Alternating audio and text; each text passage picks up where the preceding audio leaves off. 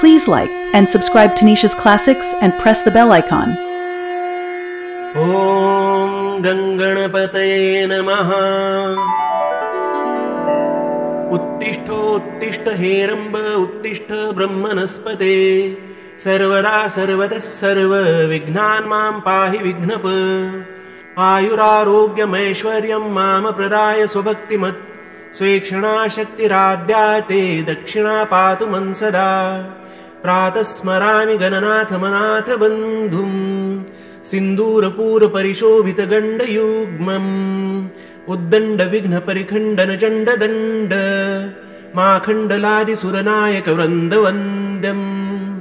प्रातर्नमामि चतुराननवन्द्यमान मिच्छानुकूलमखिलं च वरं ददानम्।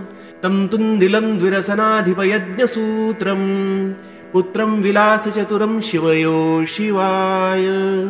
प्रातर्भजाम्यभयदं खलु भक्तशोक दावानलं गणविभुं वरकुञ्जरास्यम्।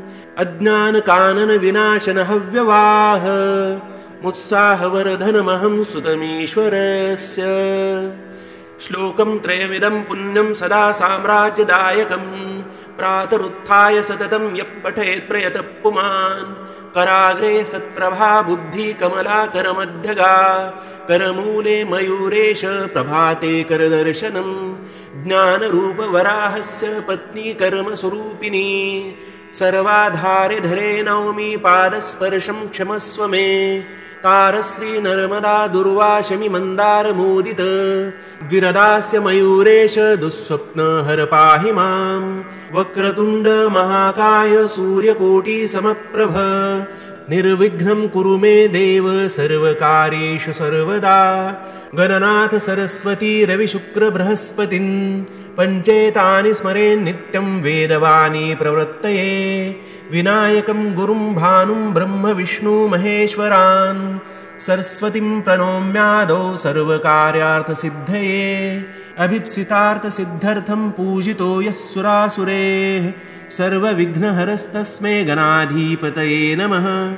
अगजानपद्मार्कं गजाननमहिर्निशम् अनेकदन्तं भक्तानामेकदन्तमुपास्महे।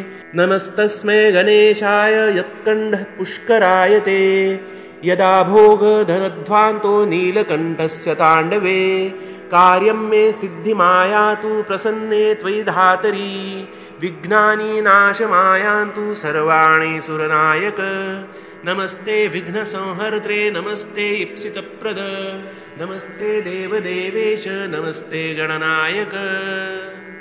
इति श्रीगणेशप्रातस्मरणम्।